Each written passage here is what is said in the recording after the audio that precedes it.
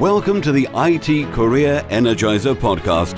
For anyone who wants to build and grow a career in IT, develop and improve your strengths and skills, be inspired and motivated by the successes of others, manage your career progression, and achieve your IT career goals. And now, your host, Phil Burgess. Welcome to episode 146 of the IT Career Energizer podcast. My guest on today's show is Matt Harrison. Matt is an instructor on Python and data science material. He is co-chair of the Utah Python user group and has presented at conferences including PyCon, OSCon, and OpenWest. Matt is also an author of several books on Python, including the Treading on Python series. So, Matt, can I ask you to expand on that brief intro and tell us a little bit more about yourself? First of all, I no longer co-chair the Utah Python, but I did do that for about 5 years. So I'm sure someone out in internet land will nitpick on that. Right. But I run a small consulting and corporate training company called MetaSnake. And for the past 5 years or so, I have provided consulting and corporate training to companies large and small. I spend about half my time taking people who are very technical. Typically, they work in large companies and are very familiar with computers or even programming, and teach them Python, or nowadays I'm doing a lot of data science as well. So sort of go all the way up the stack, teach basic Python, teach how to use tools like Jupyter, Pandas, and also go into creating models, predictive models, that sort of thing as well. In addition, I do consulting on the side, and as you mentioned, I've written a couple books. I'm currently in the process of 3 books right now as well, so it keeps me busy. Sure, absolutely. In terms of the focus you have, obviously Python is quite a theme there. Why did you choose Python in particular? Yeah, I've been using Python since about 2000, and when I was in school, I was told that I needed to learn a language that would make me useful and relevant. And I was advised that I should learn Perl. So this was about 1998 or so. And so it was about that time to get a summer job. And I went out and got a book that said, here's how to learn Perl. And I said that, and I got a job using Perl. So I was somewhat comfortable with Perl. And I ended up getting another internship, and it was a really cool company doing some natural language processing, and I was tasked with working with a smart guy who we were creating a little model to pull out the relevant terms from a corpus of text. And he was like, I want to use this language called Tickle. And I was like, well, let's use Perl. And neither of us wanted to sort of cross the bridge to the other side. And so as a compromise, he said, well, there's this language called Python. I said, yeah, let's try that. And in 3 days, we had our proof of concept working. And I think neither one of us looked back. Python just sort of fit my brain, and I really appreciated it. I mean, I had done a lot of C and Java and Perl beforehand, and I really felt like Python just sort of gelled with me. So I've just sort of stuck with it ever since. Okay. And obviously we mentioned the fact that you've written a number of books. They have been primarily Python focused, as I understand it. So the Treading on Python series has a beginning book. The beginning book is called Illustrated Guide to Python 3. And there's an intermediate book that follows that. And then I have a Pandas book as well. So talking about the Pandas toolkit. And presumably they're available in Amazon stores and online generally, I presume. Yeah, they are available in Amazon stores and online, yeah. Great. Okay, so Matt, can you perhaps share a career tip with the IT Career Energizer audience, one they may not know and should? A career tip I would share is being a little bit comfortable with being uncomfortable, if that makes sense. And maybe I'll expand a little bit. When I was back in school, or right after I graduated from school, I would sort of lurk on mailing lists, and there's the Bay Area Python user group, and it met like a couple miles away from my house. And I was like, oh, I'm not going to go to that. I'm going to do something else instead, right? Or like, that's sort of out of my comfort zone to do that. And I really regret that, just because at that point in time, the user group was a very small, tight-knit user group. I mean, I ended up eventually going and meeting most of those folks anyway, but I regret doing that just because of the interactions that I think I missed out on. And also, I've come to realize that the more I network and connect with people, I think the more value I can bring to them, the more value they can bring to me. And it's just something that is super powerful. And I think this might be a broad generalization, but I think most developers, people who are sort of comfortable around computers, sort of, I'm just going to go off and mess with my computer and not interact with anyone. And I think that's fine. But I think if you want to further your career, the best way to do that is to network with other people. Yeah. So for you, the comfort zone, if you like, was the fact that you need to put yourself out there a bit more? Yeah, I think so. Just like, oh, I've got something else to do, or that's not quite, I could do that, but I'll just do this instead, or stay home and watch TV or something like that, right? Cool. Okay. So, Matt, can you tell us about your worst IT career moment and what you learned from that experience? I think my worst career moment is when I started a small company doing vertical niche software and realized that I was not a salesperson. And we got into some talks with people who were interested in our software, but for some reason or another decided not to buy it. I mean, this was, like I said, pretty small niche software, and we're meeting with small companies, and they're like, well, we like your software, but if we bought your software, our CTO wouldn't have a job, because basically he manually does what your software does all the time.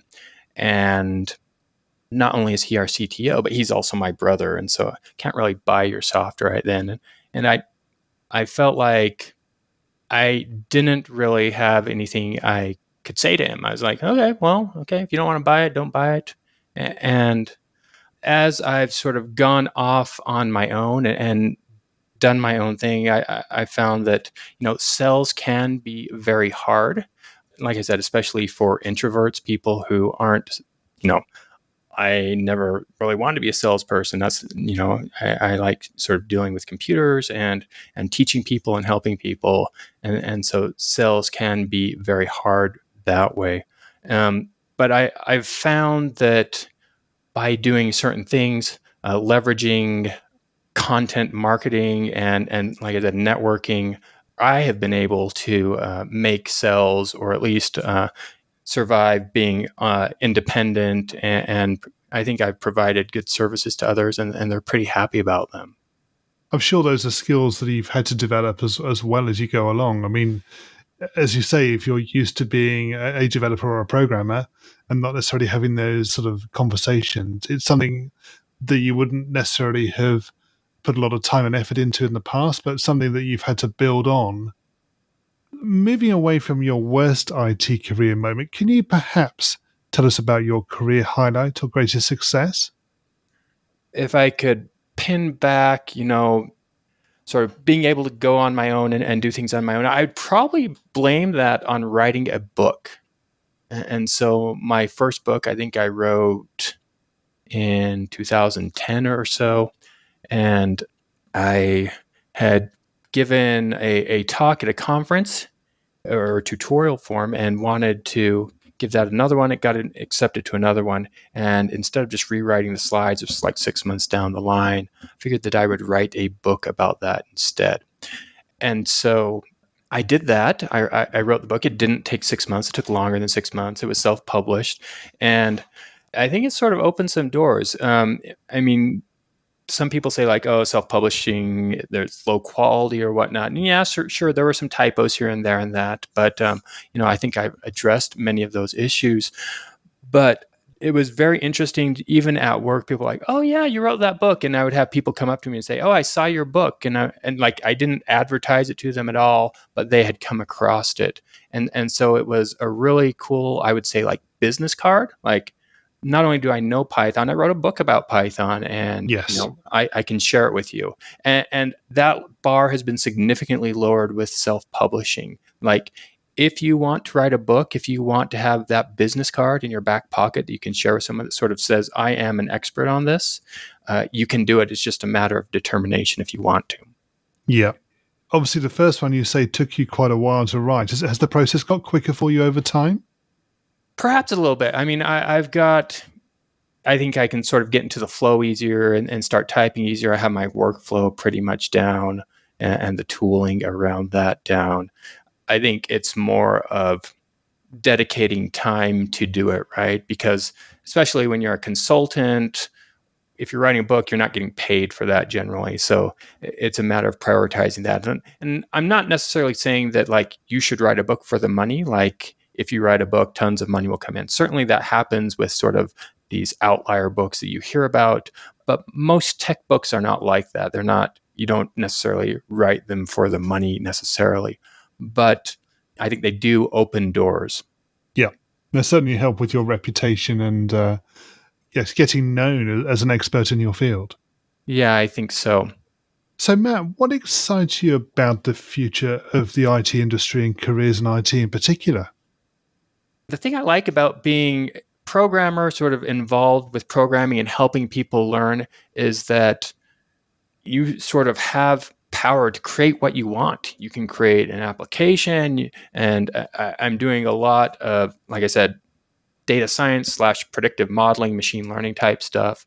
And it's really cool to see that a lot of companies that I'm coming to have data, they have this sort of low hanging fruit, and they want to start taking advantage of this data, right? And there's a lot of sort of low hanging fruit that companies can take advantage of that they aren't right now. I'm surprised at, what would I say, a lot of companies that aren't taking advantage of it but have data, and also surprised at like some of the cool applications that I've seen with people that I've worked with, but also some of the colleagues and other people that I know in the industry. It's really exciting. Okay, we're going to go into the reveal round now. We're going to find out a little bit more about you and the way you think. Are you ready for this? Well, let's do it.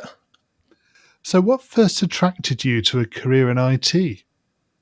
That's a great question. So, like I said, I just said I like to create things, and I think at one point in time I thought I would be an artist. And I did a lot of art classes growing up and in school, and I even took some art classes in college, but decided that, well, I guess sort of inspired and coerced into programming by a family who said, "Hey, you should look into this. You like to create things, but also there's huge opportunities here. Not that there's anything wrong with doing art and being an artist, but the world we live in now, we're surrounded by computers, and even if people are creative or whatnot, they can leverage that creative side doing programming and whatnot. Even data scientists, right? There's quite a bit of creativity in digging into the data, presenting the data, sort of finding out new insights in the data as well." Okay. And what is the best career advice you've ever received? I guess the best career advice I probably ever received, and I ignored it, was probably back in like 2004. Or someone said, "You should go get a job at Google," and I think that was before their IPO, and I completely ignored that. But hindsight is 2020. But what I would say is, like I said, the best career advice I have seen is to network. And like I said, I think this is really hard for a lot of programmers, but I have seen in my own life and in the life of other people who I've networked with or whatnot, that it has sort of put them on short track for getting hired or getting promoted or getting other jobs that they want, not because they have a great page on LinkedIn or not because they have super good GPA from whatever school or whatnot, but because they know someone at a company, and that leads to inroads and discussions that way. It sort of greases the skids for their career. Yeah. Well, I think there's also, I mean, people look at networking as that sort of the more personal connection, if you like. And obviously there's the face-to-face, which is obviously ideal.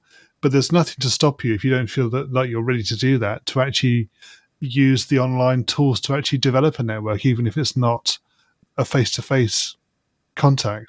I personally think there's a lot more power in face-to-face, so that can be harder. And depending on your location, there's certainly the ability to use online tools. I mean, it is certainly possible to use something like Twitter or LinkedIn to get a job. And I've sort of seen that firsthand. I posted at one point in time, I was looking for a job and I posted that on Twitter and had all these people, hey, we're interested, talk to us. And I think I had, probably 40 inquiries or so of people like coming to me, offering me a job. And that just shows you the power of, building up a network, right? I didn't have to go out and give out 100 resumes to 100 different companies, hoping to get one of them to interview me. But they were coming to me and saying, we want to hire you. If you were to begin your IT career again right now, what would you do? I mean, sort of full story. I started at a school in Utah State. And after 2 years there, I transferred to Stanford and I finished at Stanford. So I sort of had views of sort of a smaller school. And then I had experiences like one of the most prestigious computer science schools in the world. I was in the Bay Area for 9 years working and studying. And so I got pretty exposed and involved to a lot of what goes on in the Bay Area. And then I relocated back to Utah, where I was originally from, and I've been here for the past while. So that's sort of my background. I've worked for various startups before going on my own. I've always worked for small startups. If I was starting today, if I was like, graduating from high school or whatnot, what would I do? To be honest, you look at things like Lambda School, and I think that's pretty compelling offer. Like you don't, it's like this sort of super boot camp where you learn, but you don't pay anything and then you pay for it after. I think that's somewhat compelling. Having said that, like I really enjoyed my college experience. I met awesome people. I had a good job. I think it helped my network. It's interesting, the day we're interviewing here, there's sort of this, a day or two ago, the scandal about people getting into college and sort of paying for that, and sort of the cost of college, I think, is sort of on everyone's mind right now. And then there's also the idea of like, is college even necessary, or like boot camp? Can you just sort of learn it on your own? I don't know. I guess I'm sort of rambling here, but I would say probably if I were to do it again, I definitely enjoyed my experience at Stanford. If I could sort of get into that and do it again, I'd probably do that again. If I was giving advice to someone who's just starting out, I think my advice would be, and you just graduated with a degree, or maybe you've done some boot camp, but you have experience. My advice probably would be like, go get a job at Google or somewhere in the Bay Area, big company, and go work there for 2 years, 3 years, and see what a big company is like, but also get connections, involve yourself in the community. I think for better, for worse, like having something like a Google on your resume is sort of like a golden ticket and can't hurt. So that would be my advice. Having said that, like I think I've sort of followed the exact opposite of that, right? I mean, I do have a degree from Stanford, but I've always sort of stuck in small companies, been involved with startups or smaller companies on that scale, just because I've liked to feel like I'm not just part of a cog, but I'm having an impact. And what career objectives are you currently focusing on? Yeah, so I think my main objective for MetaSnake this year is I'm focusing on doing more corporate training. I really enjoy coming into a group of people who are motivated to learn, are excited to learn, and it's really awesome to spend like 3 or 4 days with them, and at the end of them saying that this was awesome. I do a lot of Python training and data science training, and even for the people who I'm doing Python with, a lot of them have been like, hey, I've used Python for professionally for 2 years or more, but I put them through a fundamentals class and they're like, I didn't know all this stuff that I didn't know. And I think that's really cool and empowering to like see people sort of progress and learn that way. So I'm trying to bump that up. So, if you are, I'll just do a quick pitch here. If anyone here is in a company and would like to sort of level up their team at the same time, I think there's a really compelling argument for ROI on that, and making your employees happy, but also improving their productivity there. And what's the number one non-technical skill that has helped you in your career so far? The number one non-technical skill? Yeah. I like to think that I'm creative, but I don't know if that's a technical skill or not. I mean, I feel like creativity is involved with programming. Creativity is involved with a lot of like machine learning, data exploration, that side of things. But I don't know how to necessarily quantify that. But I feel like I'm somewhat creative, and I feel like, that has helped me sort of do things in maybe a different way or stand out in a different way. And Matt, can you share a parting piece of career advice with the IT Career Energizer audience? Sure. Yeah. My parting piece of career advice would be take a good hard look at where you are and where you want to be. I know that there's a lot of, where do you want to be in 5 years? But look at where you are and look at think about maybe not 5 years, but like a year down the line. Where do you want to be? Do you want to be giving a talk at a conference? Do you want to be a book author? Something that may be out of your comfort zone. Think of some IT person that you look up to and why you look up to them, and then figure out what you can do to level yourself up. I think a lot of it is just the desire and motivation. And like I said, these days with like self-publishing and being able to network online, YouTube, making your own creations, it's mostly just a matter of if you want to, not a matter of if you can. Yeah. And finally, what's the best way we can find out more about you and connect with you? My website is metasnake.com, so you can go there if you're interested in sort of the offerings that I do. I'm also online, so my username on Twitter is Dunder M Harrison. That's __ M Harrison __ the Dunder reference to Python _. So there's that. I mean, if people are interested to connect with me on LinkedIn, I'm certain drop me a line saying, "Hey, I heard you on the podcast," and I'm more than happy to connect there as well. Matt, thank you so much for joining me on the podcast today. It's been great chatting with you. Yeah, thank you. Great to be here. As always, my thanks go to my guest on today's show. You'll find a show notes page for today's episode on the IT Career Energizer website, which will be itcareerenergizer.com/e and then the number of today's episode. I also want to thank you for your continued support. It's always great to hear from listeners, particularly when they have suggestions about potential guests or ways to improve the show. And this was one of the reasons for creating the new IT Career Energizer Community Facebook group. I'm really excited about taking the podcast forward, and I hope that you'll continue to support and listen to the show as it continues to change and evolve. Thanks for listening, and remember, if you're not growing your career, you're slowing your career. Thanks for listening to the IT Career Energizer podcast. To find out more about building a successful career in IT, visit itcareerenergizer.com.